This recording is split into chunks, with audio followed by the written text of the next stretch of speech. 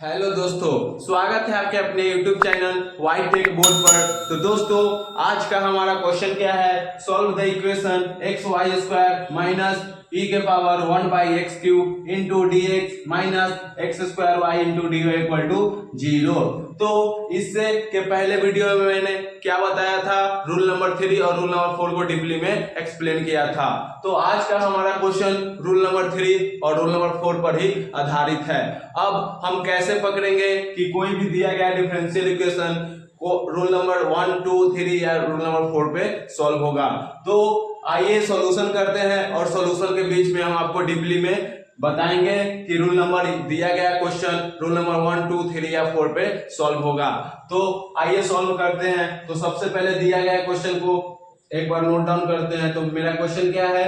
X Y square minus ई के power 1/x³ into D x minus x square Y into D Y equal to 0। इसको क्या करेंगे? Equation 1 मान लेंगे। अब दिया गया डिफरेंशियल इक्वेशन को मैंने क्या कर लिया? इक्वेशन 1 मान लिया। अब कोई भी डिफरेंशियल इक्वेशन को सॉल्व करने का 3 रूल होता है, मैंने बताया था। यहाँ पे इसको साइड में लिख देते हैं। पहला क्या होता है? m into D x plus n into D Y equal to 0। ये मेरा फर्स्ट स्टेप है। सेकेंड स्टेप क्या होता है? Del m by del y equal होता है del n by del x के। और थर्ड स्टेप मेरा क्या होता है?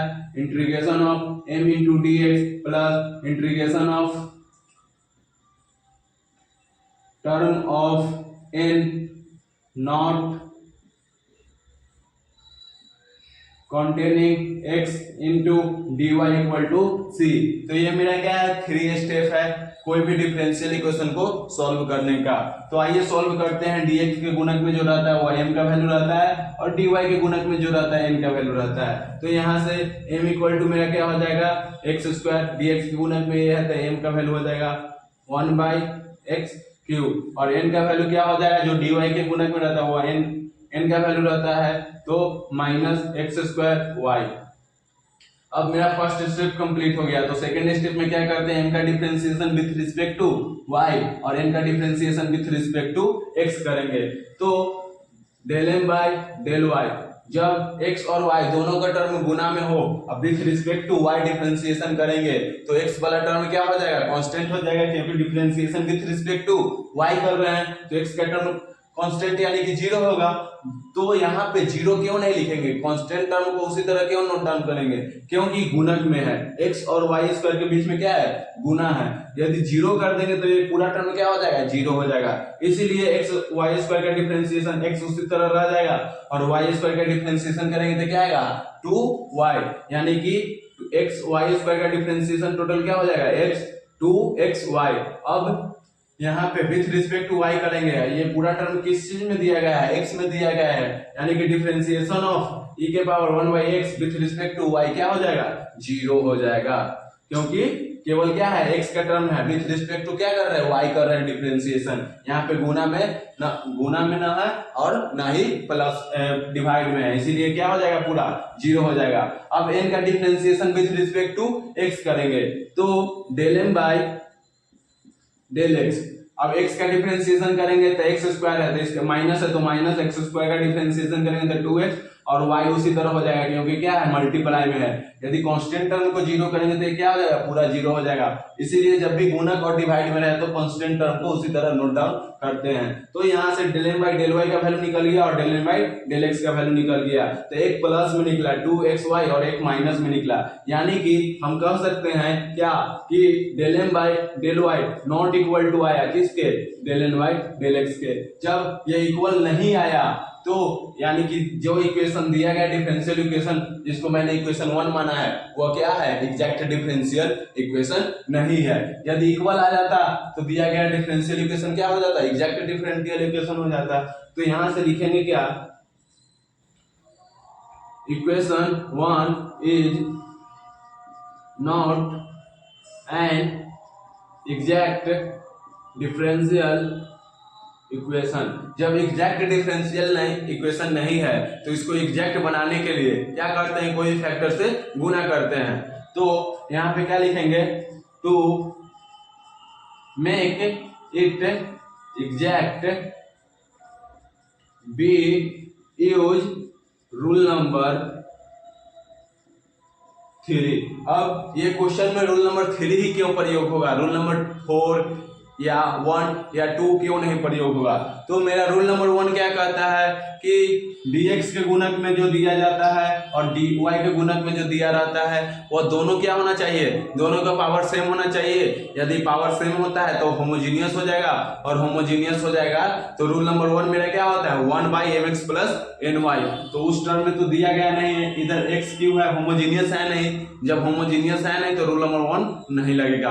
और रूल नंबर 2 क्या बोलता है कि यहाँ पे y इंटू डी और यहाँ पे x इंटू डी होना चाहिए ब्रैकेट के बाहर, तो वो भी नहीं है, यानी कि मेरा रूल नंबर 2 नहीं लगेगा। यदि रूल नंबर 2 लगता तो रूल नंबर 2 क्या होता है 1/mx माइनस ny, मेरा रूल नंबर 2 है। इससे के पहले वीडियो में रूल नंबर 1, 2, 3, 4 मैंने डीपली में समझाया है। यदि कोई भी बच्चे को दिक्कत होते हैं तो वो जाके उस वीडियो को देखकर रूल नंबर 1, 2, 3, 4 डीपली में समझ सकते हैं। और रूल नंबर 3 मेरा क्या होता है उसको हम यहाँ पे नोट डाउन करते हैं।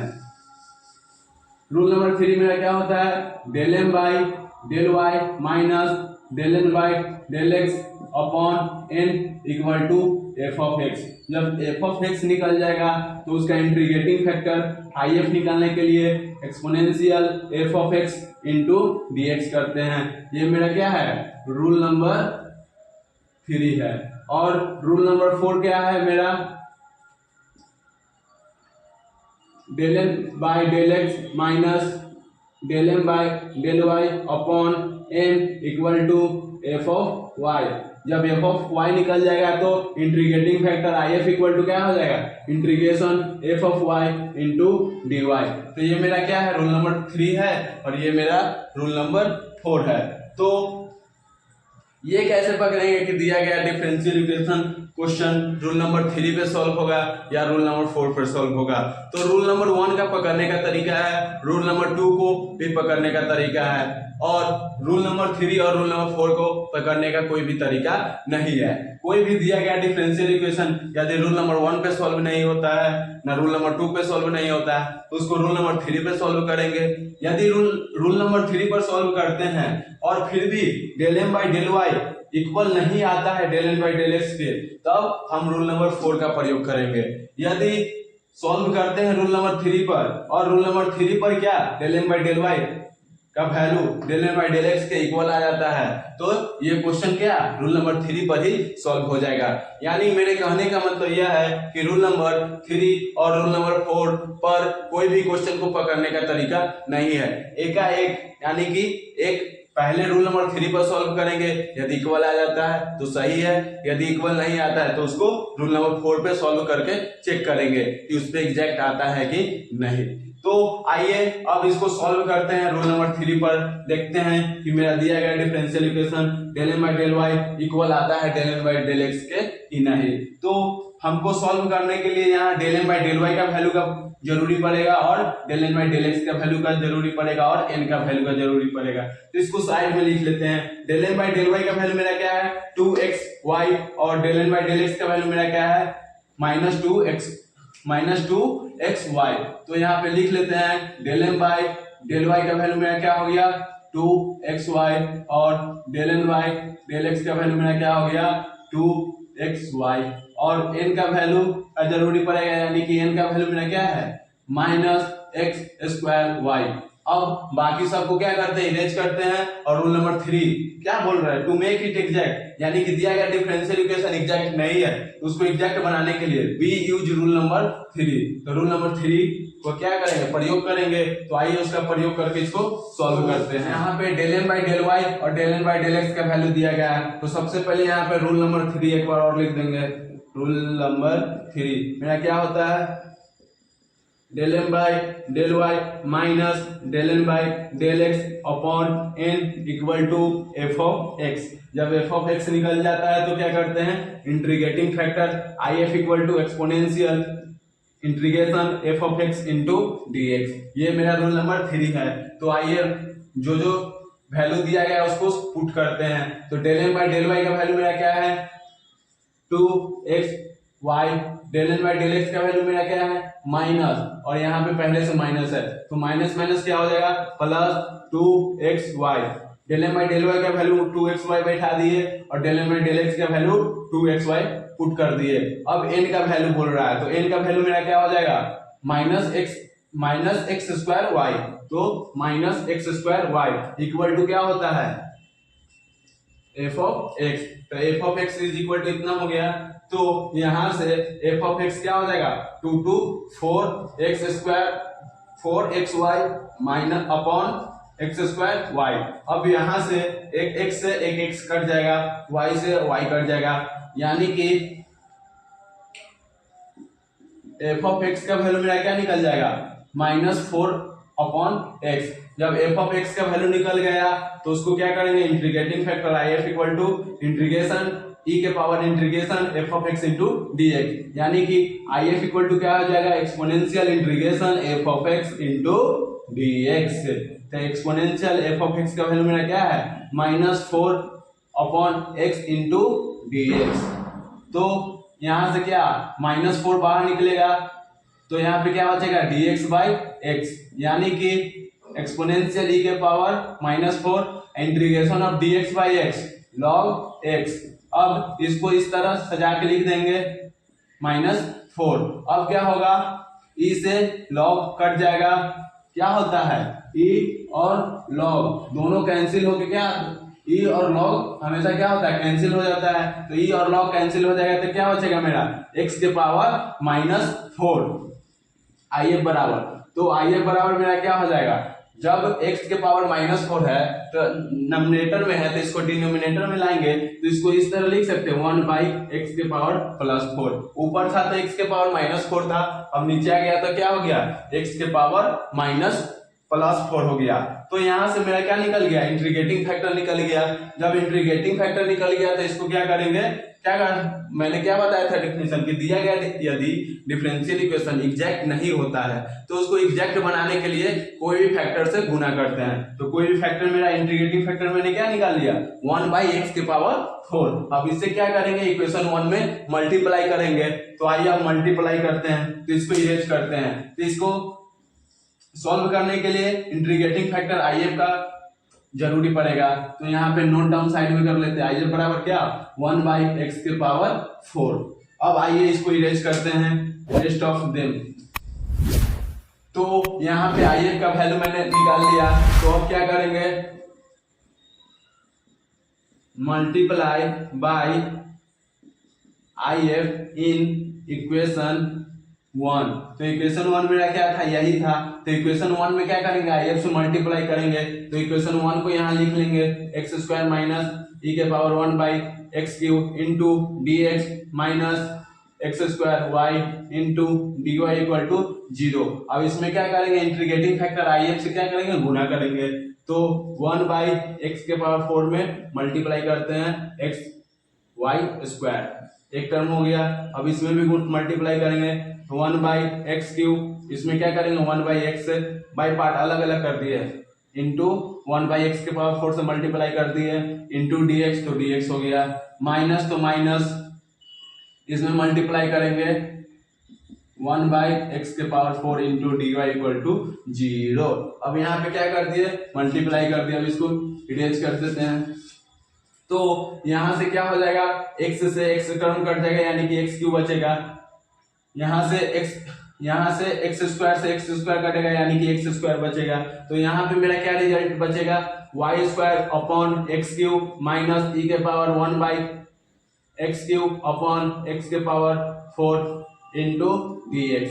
और यहाँ से मेरा क्या बचेगा y upon x square into D Y equal to 0। यानी कि इसको सॉल्व किए तो मेरा क्या रिजल्ट आया y square upon x cube minus ई के power 1 by x cube upon x के पावर 4 इंटू डी एक्स और minus y upon x square into D Y equal to 0। तो अब फिर से वही रूल और रेगुलेशन लगाएंगे क्या m into D x plus n into D Y equal to 0। तो dx के गुणक में रहता है वो m का वैल्यू रहता है और dy के गुणक में जो रहता है वो n का वैल्यू रहता है। जब m और n का वैल्यू निकाल लेंगे तो m का differentiation with respect to y और n का differentiation with respect to x। यहाँ पे साइड में हम लिख देते हैं m into D x plus n into D Y equal to 0।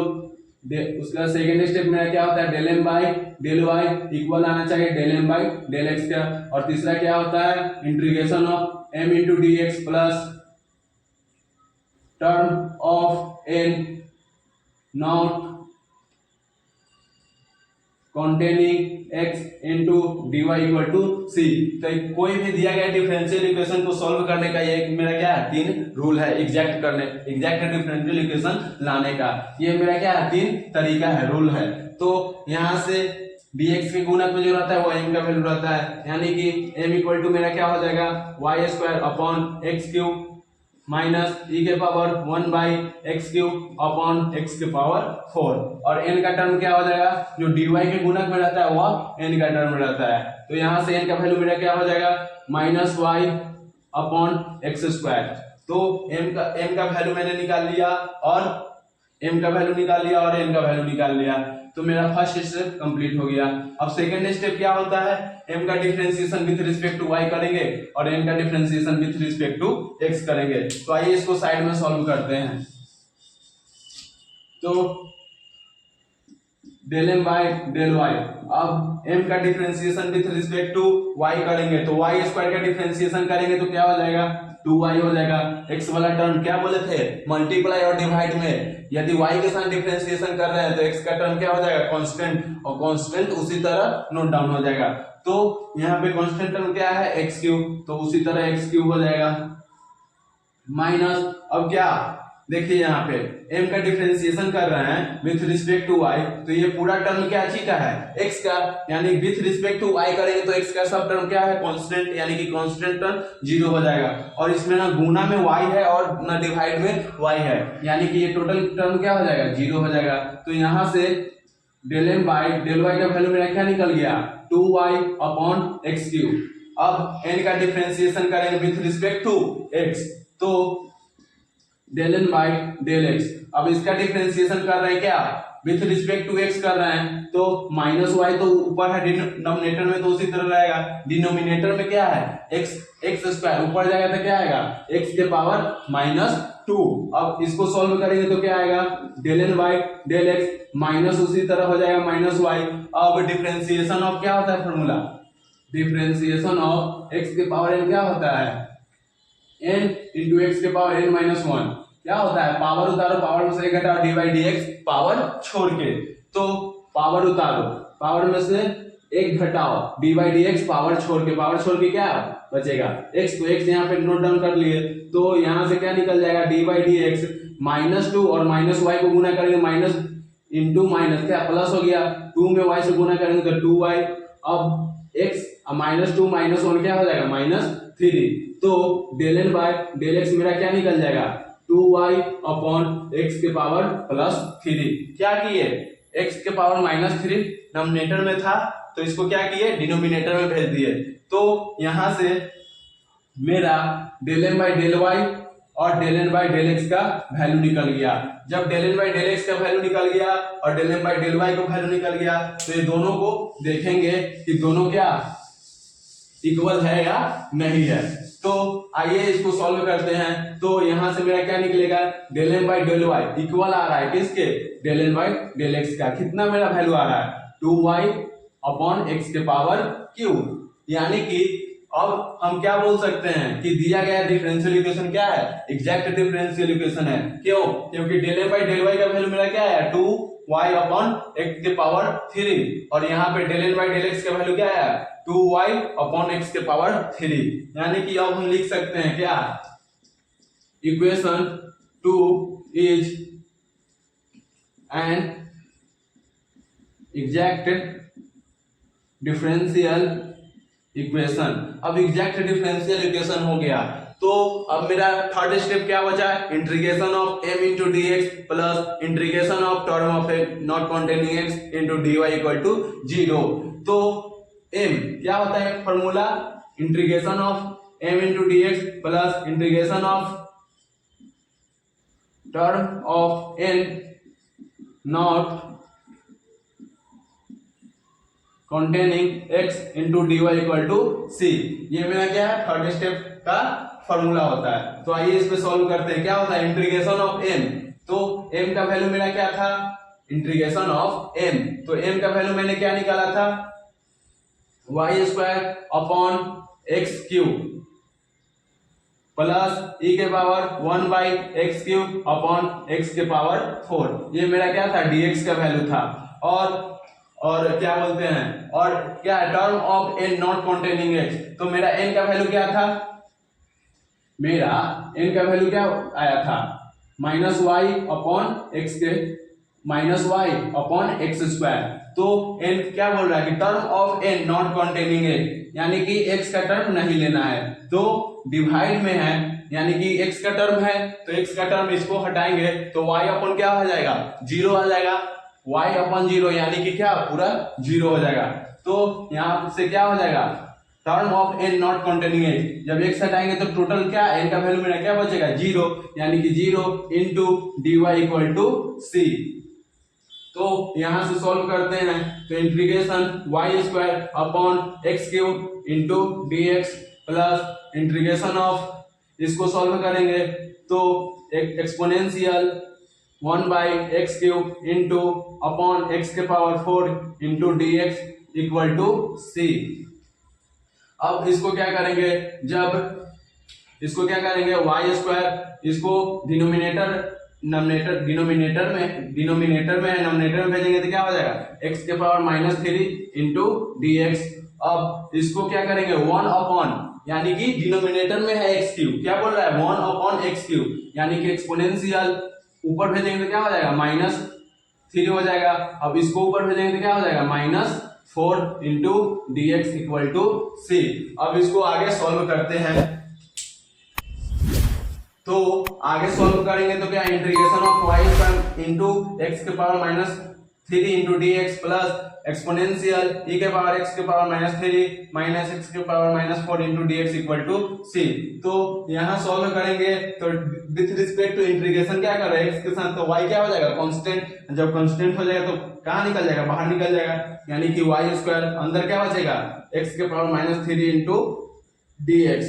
अब यहाँ पे क्या हो जाएगा, exponential e differentiation of integration of e के पावर एक्स इंटू एक्स। अब यहाँ पे क्या, यहाँ पे हम क्या करेंगे, यहाँ पे इधर समझिए, यहाँ क्या दिया गया है, इंटीग्रेशन एक्सपोनेंशियल ई के पावर -3 इंटू एक्स के पावर -4 इंटू डी एक्स। तो इसको सॉल्व कैसे करेंगे, इसमें क्या करते हैं, लेट कुछ हम मानते हैं क्या, एक्स के पावर -3 इक्वल टू t।